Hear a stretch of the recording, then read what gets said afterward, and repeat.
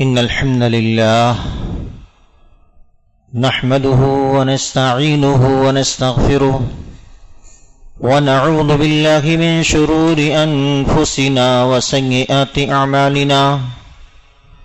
من يهده الله فلا مضل له ومن يضلله فلا هادي له وأشهد أن لا إله إلا الله وحده لا شريك له وأشهد أن محمدا عبده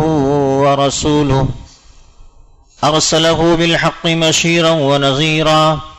وداعيا إلى الله بإذنه وسراجا منيرا فبلغ رسالة وأدى الأمانة وقام بالحجة ودعا إلى الحق أما بعد فإن خير الحديث كتاب الله وخير الهدي هدي محمد صلى الله عليه وسلم وشر الأمور محدثاتها وكل محدثة بدعة وكل بدعة ضلالة وكل ضلالة في النار فأعوذ بالله السميع العليم من الشيطان الرجيم بسم الله الرحمن الرحيم قاف والقرآن المجيد بل عجبوا أن جاءهم منذر منهم وقال الكافرون هذا شيء عجيب أإذا متنا وكنا ترابا ذلك رجع بعيد قد علمنا ما تنقص الأرض منهم وعندنا كتاب حفيظ بل كذبوا بالحق لما جاءهم فهم في أمر مريج أفلم ينظروا إلى السماء فوقهم كيف بنيناها وزيناها وما لها من فروج بارك الله لنا ولكم في القرآن العظيم ونفعني وإياكم بالآيات والذكر الحكيم إنه تعالى جواد كريم ملك بر رؤوف رحيم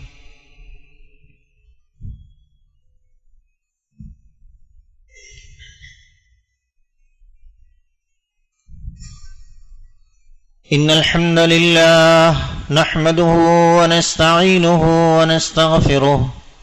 ونعوذ بالله من شرور أنفسنا وسيئات أعمالنا من يهده الله فلا مضل له ومن يضلله فلا هادي له وأشهد أن لا إله إلا الله وحده لا شريك له وأشهد أن محمدا عبده ورسوله أعوذ بالله من الشيطان الرجيم بسم الله الرحمن الرحيم إن المبذرين كانوا إخوان الشياطين وكان الشيطان لربه كفورا وقال النبي صلى الله عليه وسلم يطلع الله إلى خلقه ليلة النصف من شعبان فيغفر لجميع خلقه إلا لمشرك أو مشاحن رواه البيهقي وابن حبان محترم حاضرین جمعہ، برادران اسلام، بزرگان دین، عزیز دوستو، پیارے بچوں، پردہ نشین خواتین ملت اسلامیہ، تمام قسم کی تعریفات، توصیفات، بڑائی اور بزرگی اس اللہ ذوالجلال کے لیے لائق اور زیبا ہے جس نے ہمیں اور آپ کو اسلامی سال کے مہینوں میں سے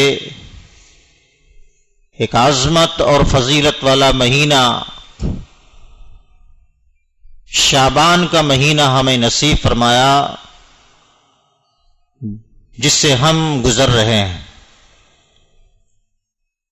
انگنت و بے شمار درود و سلام کے پھول نشاور ہوں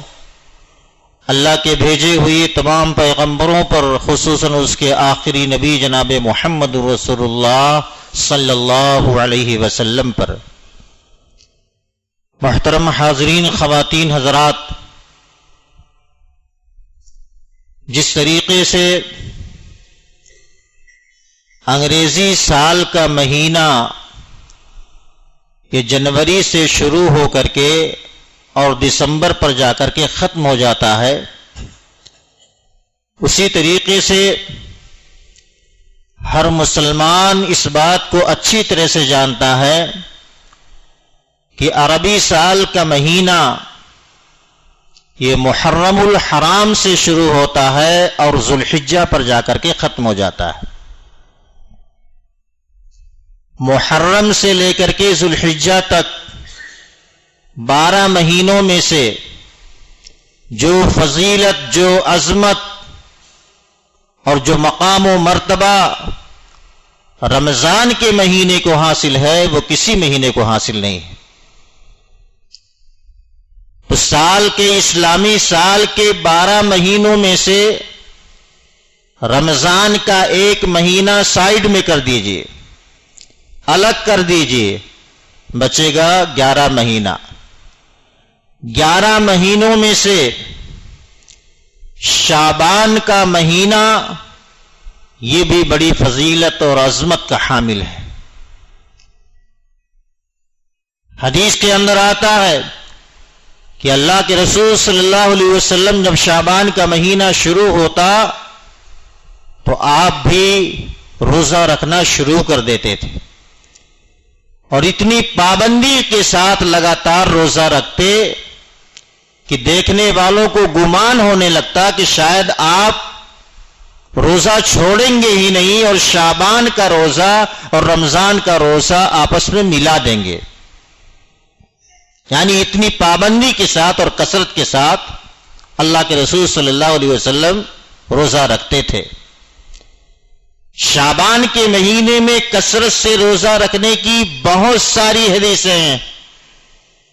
حدیث کی کئی کتابوں میں ہیں، اس میں کوئی شک نہیں اور شک کی کوئی گنجائش نہیں کہ شعبان کے مہینے میں کثرت سے روزہ رکھنا یہ حدیثوں سے ثابت ہے۔ لیکن آج کا مسلمان جس طریقے سے اور بہت ساری بدعات و خرافات میں اپنے آپ کو مبتلا کیے ہوئے ہے، یا علماء سو کے ذریعے سے انہیں مبتلا کر دیا گیا ہے، اسی طریقے سے شعبان کے مہینے میں خاص طور سے 15ویں تاریخ کو، 15ویں شعبان کو حلوہ بنانے، کھانے، کھلانے کا یہ جو رواج چل پڑا ہے اور اتنا تیزی کے ساتھ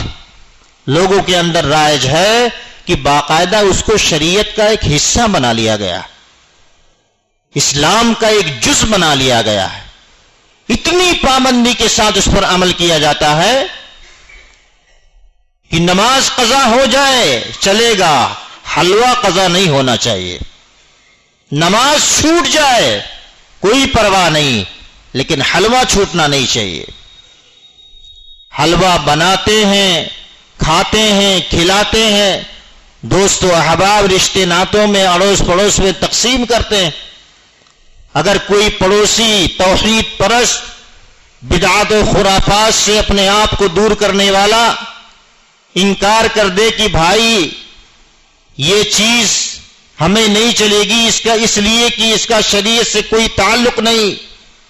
یہ شریعت کے اندر نئی چیز ہے، آپ بھی اس کو چھوڑ دو اور مجھے اس میں مت شامل کرو، تو باقاعدہ اس سے قطع تعلقی کر لی جاتی ہے، نفرت کیا جاتا ہے، دوری اختیار کر لی جاتی ہے، رشتے داریاں کاٹ دی جاتی ہیں، ناراضگی کا اظہار کیا جاتا ہے۔ اور اتنا ہی نہیں، جب پوچھا جاتا ہے کہ بھائی آپ 15ویں شعبان کو خاص طور سے یہ حلوہ بنانے کا کیا چکر ہے، کیا معاملہ، تو کہتے ہیں کہ آپ کو پتہ نہیں، ہم 15ویں شعبان کو اس لیے حلوہ بناتے اور کھاتے ہیں، اس لیے کہ 15ویں شعبان کو ہی اللہ کے رسول صلی اللہ علیہ وسلم کے دندان مبارک شہید کر دیے گئے تھے، اس موقع پر آپ کو حلوہ کھلایا گیا تھا، آپ نے حلوہ تناول فرمایا تھا۔ حالانکہ یہ بات تاریخ اسلام کے بالکل برخلاف ہے. آپ تاریخ کی کتابیں اٹھا کر کے دیکھیں گے اور سیرت کی کتابیں اٹھا کر کے دیکھیں گے تو آپ کو پتا چلے گا کہ اللہ کے رسول صلی اللہ علیہ وسلم کے دندان مبارک جو شہید ہوئے تھے، اس کا تمام مسلمانوں کو غم ہے، تمام مسلمانوں کو دکھ اور تکلیف ہے، اور آپ سے کہیں زیادہ ہمیں دکھ اور تکلیف ہے. لیکن آپ تاریخ کی بات کریں، سچائی کی بات کریں تو اللہ کے رسول صلی اللہ علیہ وسلم کے دندان مبارک غزوہ احد کے اندر شہید ہوئے تھے، اور وہ مہینہ شعبان کا نہیں تھا بلکہ وہ شوال کا مہینہ تھا. پھر آپ نے شعبان کے مہینے کے اندر یہ جواز بنا کر کے کہ اللہ کے رسول صلی اللہ علیہ وسلم کے دندان مبارک شہید ہوئے تھے، اس لیے آپ کی سنت میں، آپ کی محبت میں، آپ کی عقیدت میں آپ نے حلوہ کھایا تھا اس لیے ہم حلوہ کھا رہے ہیں. یہ سراسر جھوٹ ہے، غلط بات ہے، سچائی سے بہت دور کی بات ہے. کتنی تعجب اور کتنی عجیب اور حیرت کی بات ہے کہ 15ویں شعبان دندان مبارک کی بات کہہ کر کے جو شہید کر دیے گئے، اس سے حلوہ کھانے کی سنت تو نکال لی گئی کہ حلوہ کھانا سنت ہے، لیکن کسی بندے کو اس بات پر غور کرنے کی توفیق نصیب نہیں ہوتی کہ آخر وہ کون سا مشن تھا، آخر وہ کون چیز تھی جس کو لے کر کے اللہ کے رسول صلی اللہ علیہ وسلم اٹھے تھے، اور جس مشن کو لے کر کے اللہ کے رسول صلی اللہ علیہ وسلم گھر سے باہر نکلے تھے، میدان جنگ میں، جنگ احد میں گئے تھے. وہ کون سا مشن تھا؟ کس مشن کو لے کر کے اللہ کے رسول گئے تھے؟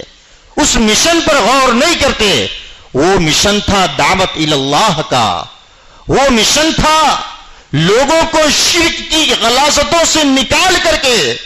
توحید کے صاف شفاف محل میں جمع کرنے کا مشن تھا. وہ مشن تھا اعلاء کلمت اللہ کا، وہ مشن تھا اللہ کے بندوں کو اللہ کی طرف بلانے کا. اس مشن کو ہم بھول گئے اور بس سنت نکال لی گئی حلوہ کھانے کی. چلو آپ کو عقیدت اور محبت اور سنت رسول سے پیار ہے تو کیوں نہیں آپ اللہ کے رسول صلی اللہ علیہ وسلم کے دندان مبارک، آپ کے منہ میں دانت نہیں تھے اس لیے آپ نرم چیز کو کھانا آپ نے پسند کیا، تو آپ محبت اور عقیدت میں اپنے دانت کیوں نہیں جھڑوا لیتے اور اس عقیدت و محبت کو برقرار رکھتے؟ یہ کون سی محبت ہے کہ آپ کے منہ میں تو سارے دانت، اللہ کے رسول کے منہ میں دانت نہیں، اس لیے اللہ کے رسول حلوہ کھائیں اور آپ کے منہ میں سارے دانت، آپ گٹا گٹ دانت ہوتے ہوئے بھی حلوہ کھاتے جائیں. یہ محبت نہیں ہے، یہ سب جھوٹی محبت ہے، یہ سب سچائی سے بہت دور کی بات ہے. میرے بھائیوں، جب آپ اور زیادہ سوال کریں گے کہ بھائی یہ شب برات کی حقیقت کیا ہے، تو ایک بات اور کہا جاتا ہے، ایک بات اور جواب میں کہی جاتی ہے، کیا کہ ہم اس رات میں اس لیے اچھے اچھے کھانے بنانے کا اہتمام کرتے ہیں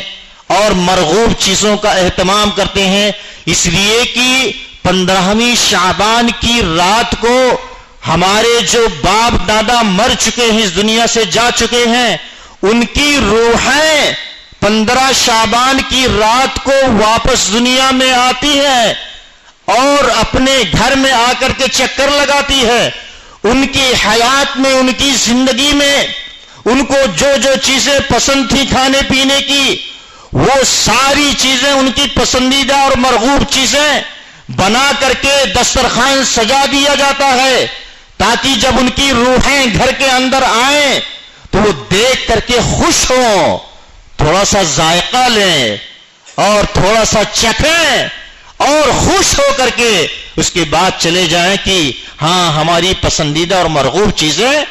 بنائی جا رہی ہیں ہماری یاد میں. میرے بھائیوں، یہ تو بالکل یعنی ہندوانہ عقیدہ ہے، یہ مسلمان اور مومن کا عقیدہ ہو ہی نہیں سکتا، اس لیے کہ مرنے کے بعد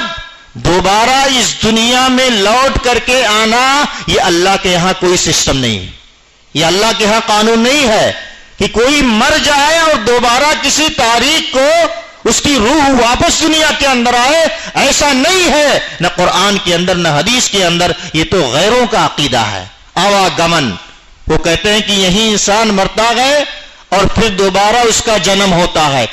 تیسری مرتبہ اس کا جنم ہوتا ہے، جیسی اس کی کرنی ہوتی ہے ویسا اس کا جنم ہوتا۔ یہ اسلام کا مزاج نہیں ہے، اسلام کا عقیدہ نہیں ہے، یہ تو غیروں کا عقیدہ ہے۔ میرے بھائی کہاں جا رہے ہیں؟ کہتے ہیں روحیں آتی ہیں اور باقاعدہ اس پر فاتحہ خوانی کرائی جاتی ہے، لوگوں کو مدعو کیا جاتا ہے، دعوت دی جاتی ہے اور اس کے بعد اس کو کھلا دیا جاتا ہے کہ ہاں روحیں دیکھ کر کے چلی گئیں، اب آپ لوگ کھائیے زندہ لوگ، اب آپ لوگ ٹیسٹ لیجئے، اب آپ لوگ ذائقہ چکھیے کہ کیسا بنا ہے کیسا نہیں بنا ہے۔ یہ خیالات اور اس طریقے سے اتنا ہی نہیں اور بھی بہت سارے من گھڑت قصے کہانیاں بیان کی جاتی ہیں میرے بھائیوں، اور بھی بہت سارے من گھڑت قصے کہانیاں، لیکن آپ قرآن حدیث اٹھا کر کے دیکھیں گے، خیر القرون کے اندر اسلاف کرام محدثین کرام کی تاریخ اٹھا کر کے دیکھیں گے تو اس تہوار کی کوئی اصل آپ کو نہیں ملے گی، نہ قرآن کے اندر نہ حدیث کے اندر، نہ ائمہ اور محدثین کی طرف سے اس کے جائز ہونے کے بارے میں کوئی فتویٰ موجود ہے۔ اور دیکھیے اس رات کے اندر 15ویں شعبان کی رات کے اندر کیا کیا جاتا ہے، باقاعدہ آتش بازیاں کی جاتی ہیں، نوجوان لڑکے راتوں رات بھر گاڑیاں لے کر کے فراٹے بھرتے ہیں، دوڑاتے ہیں اور لوگوں کو پریشان کیا جاتا ہے۔ اس طریقے سے پڑاخے داغے جاتے ہیں، مقابلہ کیا جاتا ہے کہ کس محلے میں کتنا زیادہ پڑاخے داغے گئے، کس محلے میں کس سڑک پر زیادہ پٹاخے داغے گئے، باقاعدہ مقابلہ کیا جاتا ہے، کمپٹیشن کیا جاتا ہے۔ چند گھنٹوں کے اندر نہ جانے کتنے ہزار اور کروڑ روپے مٹی میں ملا دیا جاتا ہے، پانی کی طرف بہا دیا جاتا ہے۔ میرے بھائیوں، یہی مسلم محلوں کا اور مسلمانوں کا یہ بہت ہی افسوسناک پہلو ہے۔ آج مسلمان فضول خرچی میں جتنا آگے ہے، اتنا اگر کام کی چیز میں انٹرسٹ اور دلچسپی لینے لگے تو آج مسلمانوں کے اندر وہ پریشانیاں نہ آئیں۔ آج مسلمانوں کے اوپر جو مصیبتیں آ رہی ہیں، جو پریشانیاں آ رہی ہیں، وہ ہمارے اپنے ہاتھوں کے کرتوت ہیں، اس لیے کہ جہاں خرچ کرنا چاہیے وہاں ہم خرچ نہیں کرتے، جہاں خرچ نہیں کرنا چاہیے وہاں دل کھول کر کے خرچ کرتے۔ میرے بھائیوں، یہ اسراف ہے، فضول خرچی ہے۔ مسلمانوں کو کہاں خرچ کرنا چاہیے؟ تعلیم کے میدان میں، تعلیم کے شعبے میں اپنے بچوں کو تعلیم کے میدان میں آگے بڑھانا چاہیے، صحت پر خرچ کرنا چاہیے، اپنے بیوی بچوں پر خرچ کرنا چاہیے، اللہ کے راستے میں مساجد اور مدارس کے بننے جو صدقے جاریہ مرنے کے بعد کام آنے والا، ان ساری چیزوں پر خرچ کرنا چاہیے۔ اپنے دکان، مکان، گوڈاؤن کے کاغذات صحیح کرنے پر خرچ کرنا چاہیے، اپنے کاغذات، اپنے بچوں کے کاغذات کے درست کروانے میں اپنے پیسوں کو خرچ کرنا چاہیے، تاکہ آپ کا بھوشیہ اور آپ کا مستقبل، آپ کا فیوچر یہ پریشانی سے محفوظ ہو جائے۔ اسی وجہ سے ہم دھیان نہیں دیتے ہیں، جس کی وجہ سے آج ہمارے اوپر پریشانیاں چاروں طرف سے مڈلا رہی ہیں، اس لیے کہ ہمیں جہاں پیسہ خرچ کرنا چاہیے وہاں تو ہم نہیں دھیان دیتے ہیں۔ ہم پیسوں کو کہاں خرچ کرتے ہیں؟ شادی بیاہ میں جتنا چاہا اتنا پیسہ، ہم کسی سے کم نہیں ہیں، ہماری شادی سب سے عظیم الشان شادیاں ہونی چاہیے، شادیوں میں ہم پیسے خرچ کرتے ہیں۔ اسی طریقے سے ہم کہاں پیسے خرچ کرتے ہیں؟ جہاں ریاکاری کی بات ہو، دکھاوے کی بات ہو، گاڑی گھوڑا لینے کی بات ہو، ہماری گاڑی کسی سے کم نہیں ہے، سستی نہیں ہے، سب سے مہنگی گاڑی فلانے کی مارکیٹ میں چل رہی ہے، موبائل سب سے مہنگی لینے میں ہم اپنے پیسوں کو خرچ کرتے ہیں۔ اللہ رب العالمین ان ساری چیزوں کے بارے میں جب پوچھے گا کہ پیسہ کہاں سے کمائے کہاں خرچ کیے، دو سوال ہر کسی کو اس کا جواب دینا ہوگا، تب جا کر کے قدم آگے ہی لیں گے۔ سوچ لیجئے کہ جواب آپ کے پاس کیا ہوگا۔ پیسہ آپ نے کہاں سے کمایا اور کہاں کہاں خرچ کیا؟ شادی میں بیجا فضول خرچیاں جو آپ نے کی یعنی 100 لوگ کھائے تو 500 لوگوں کا کھانا پھینک دیا جاتا ہے۔ 100 لوگ کھائے 500 لوگوں کا کھانا پھینک دیا جاتا ہے۔ میرے بھائیوں، جواب دیتے دیتے حالت خراب ہو جائے گی۔ جواب جب تک نہیں دیں گے تب تک قدم ہمارے ہل نہیں سکتے، آگے بڑھ نہیں سکتے۔ غور کیجئے کہ اس وقت ہمارے پاس جواب کیا ہوگا۔ فضول خرچی کرنے والے کے بارے میں اللہ رب العالمین نے واضح طور پر فرما دیا کہ ان المبذرین کانوا اخوان الشیاطین، یہ فضول خرچی کرنے والے، اسراف سے کام لینے والے، یہ ناجائز طریقے سے ناجائز جگہوں پر پیسے خرچ کرنے والے، یہ شیطان کے بھائی ہیں، اور شیطان یہ اپنے رب کا بہت ہی بڑا ناشکرا ہے۔ جو انسان شیطان کا بھائی ہو جائے تو اس کا انجام کیا ہوگا؟ ابلیس کا اور شیطان کا انجام، وہ خالدن مخلدن فی النار، ہمیشہ ہمیش کے لیے راد درگاہ ہو چکا ہے، اور ہمیشہ ہمیش کے لیے اس کا ٹھکانہ جہنم ہوگا۔ اور ہمیں اللہ تعالیٰ شیطان کا بھائی قرار دے دے کہ تم بھی اسے کے بھائی ہو، تو ہمارا انجام کیا ہوگا؟ ہمارا بھی انجام وہی ہوگا جو شیطان کا انجام ہوگا، ہمیں بھی جہنم کے اندر گھسیٹ کر کے ڈال دیا جائے گا۔ اس لیے میرے بھائیوں، اپنے پیسوں کو سیو کیجئے، اپنے پیسوں کی حفاظت کیجئے، جائز جگہوں پر خرچ کیجئے، کام والی جگہوں پر خرچ کیجئے۔ ابھی آپ کے سامنے اتنا بڑا مشن ہے، اتنا بڑا مشن ہے، یہ کسی ایک بندے کا کام نہیں ہے، پوری جماعت کا یہ کام ہے۔ سارے لوگوں کا، ایک ایک فرد کا اپنی اپنی حیثیت کے مطابق، اپنی اپنی استطاعت کے مطابق اس میں حصہ لینے کا کام ہے۔ مسجد کے سامنے پچھم مسجد کی زمین کے لیے زمین، اور مدرسے کے پچھم مدرسے کے لیے زمین، اور اس کے بیچ میں اور بھی بہت ساری چیزیں، تقریباً 2.5 کروڑ کا بجٹ، اور ابھی آدھے سے بھی کم دیا گیا ہے۔ 1 سال سے زیادہ ہو گیا، 1 سال سے زیادہ، جبکہ اس سے پہلے ہی ادا کرنے کا وعدہ کیا گیا تھا۔ میرے بھائیوں، جب آپ حصہ نہیں لیں گے، جب آپ کو آخرت کی فکر نہیں ہوگی، آپ دنیا داری میں پھنسے رہیں گے، اپنے پیسوں کی حفاظت نہ کر کے ناجائز جگہوں پر خرچ کریں گے، پانی کی طرح اپنے پیسوں کو بہائیں گے، جہاں پر خرچ کرنا چاہیے وہاں نہیں نکلے گا آپ کے جیب سے پیسہ، تو ظاہر سی بات ہے اللہ تعالیٰ آپ کے جیب سے ایسی جگہوں کے لیے پیسہ نکال دے گا کہ جہاں آپ سوچ بھی نہیں پائیں گے۔ اللہ تعالیٰ، اللہ ایسا نہ کرے کہ کسی کے ساتھ ایسی بیماری لگ جائے کہ ساری دولت، ساری کمائی اسی بیماری میں چلی جائے۔ اللہ ایسا نہ کرے کہ کسی کے ساتھ ایسا حادثہ ہو جائے کہ اس کا کاروبار بالکل ٹھپ ہو جائے، فیل ہو جائے، اس کے بعد وہ سوچنے لگے، افسوس کرنے لگے کہ کاش کہ جب میرا کاروبار چل رہا تھا اس وقت میں حصہ لے لیا ہوتا، اللہ کے گھر کی زمین میں حصہ لے لیا ہوتا، اللہ کے دین کے راستے میں دے دیا ہوتا۔ لیکن اس وقت آپ کیا کریں گے؟ آپ کا ہاتھ خالی ہوگا، آپ کا جیب خالی ہوگا، یا کسی کی زندگی کا، موت کا کوئی ٹھکانہ نہیں۔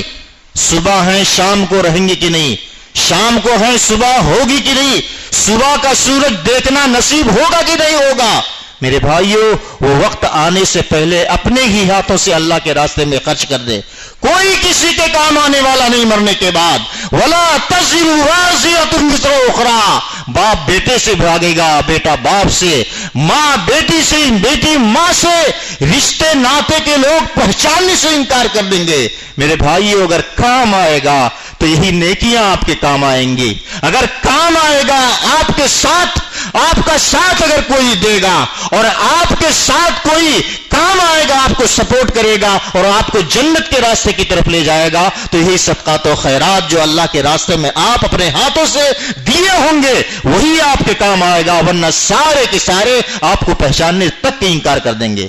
میرے بھائیوں، ابھی اللہ تعالیٰ نے موقع دیا ہے، غنیمت ہے، ناجائز جگہوں پر خرچ کرنے سے بچیے۔ میں نے ذکر کیا میں نے اس لیے ذکر کیا کہ آپ ہی کے بچے، ہمارے اور آپ کے بچے بچیاں مدرسہ سراج العلوم کے اندر پڑھتے ہیں، گجرات سرکار سے مانیتا مل چکا ہے، لیکن بار بار نوٹس، بار بار فون آ رہا کہ بچوں کے کاغذات اور بچوں کے ڈاکومنٹس، جو باپ کے کاغذات اور بچے کے کاغذات آپس میں میچ کرتے ہیں اسپیلنگ کے ساتھ، وہ آن لائن جلدی جمع کیجئے ورنہ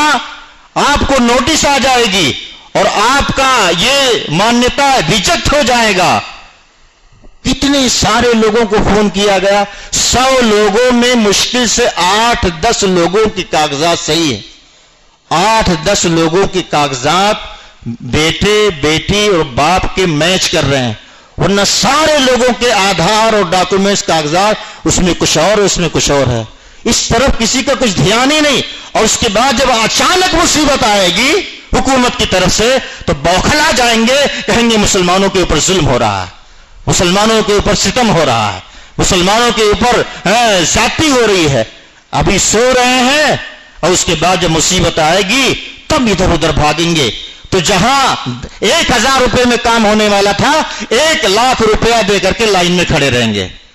1 لاکھ روپیہ دے کر کے بھی نہیں بننے والا ہوگا۔ اس لیے میرے بھائیو اس طرف دھیان دیں، توجہ دیں، کاغذات کو مضبوط کریں، اپنے بچوں کے اپنے کاغذات، مکان کے کاغذات، دکان کے کاغذات، گوڈاؤن کے کاغذات، جو آپ کی پراپرٹی ہے وہ کاغذات درست کریں، اس پر پیسے خرچ کریں، ابھی آپ کے پاس موقع ہے۔ میرے بھائیو اسی طریقے سے اس مہینے کے اندر جو شعبان کا مہینہ ہے، اس مہینے کے بعد چند ہی دنوں کے بعد، بس 12-13 دن کے بعد رمضان کا مہینہ شروع ہونے والا ہے۔ ہمیں تیاری کرنی چاہیے، آنے والا بہت ہی بڑا عظیم الشان مہینہ آنے والا، جیسے کہ آپ کے گھر میں کوئی عظیم بڑا مہمان آنے والا ہوتا ہے، گھر کا ہر فرد حرکت میں ہوتا ہے، اور یہاں یہ چیز رکھ دیا جائے، یہاں صفائی کر دی جائے، چونا کچ لگا دیا جائے، گھر کی مکمل صفائی ستھرائی، کسی چیز کی کوئی کمی نہ ہو، کہیں کوئی کمی ہو گئی تو پھر نظر پڑے گی تو کیا ہوگا، رشتہ خراب ہو جائے گا، معاملہ بگڑ جائے گا۔ مہمان کی عزت اور ضیافت میں ہم یہ تیاریاں کرتے ہیں۔ میرے بھائیو ایک بہت بڑا مہمان چند دنوں کے لیے ہمارے پاس آنے والا ہے، اور اللہ تعالیٰ نے ہمیں شعبان کا مہینہ بھی دیا۔ ہم آنے والے مہمان کے لیے کیا تیاریاں کر رہے ہیں؟ تیاریوں میں کیا کیا چیزیں شامل ہیں؟ تیاریوں میں اللہ کے رسول صلی اللہ علیہ وسلم روزہ رکھتے تھے شعبان کے مہینے میں، کثرت سے روزہ رکھتے تھے۔ 15 شعبان کی تاریخ اس کو خاص نہیں کرتے تھے، یہی تو غلط ہو جاتا ہے، خاص کر لیتے ہیں۔ خاص نہیں کرنا ہے،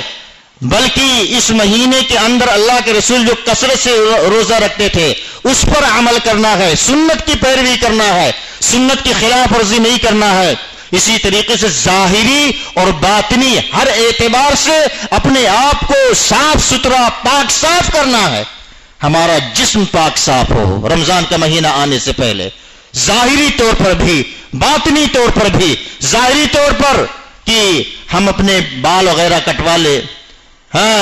بغل کے بال یہ صفائی اس کی کر لیں، زیر ناف کا بال صاف ستھرا کر لیں۔ رمضان کا مہینہ بالکل عبادت، تلاوت، ذکر و اذکار کے لیے بالکل خاص کر دیں، اس میں اور کوئی دوڑ دھوپ نہ ہو۔ اپنے کاروبار کو دھیرے دھیرے سمیٹیں،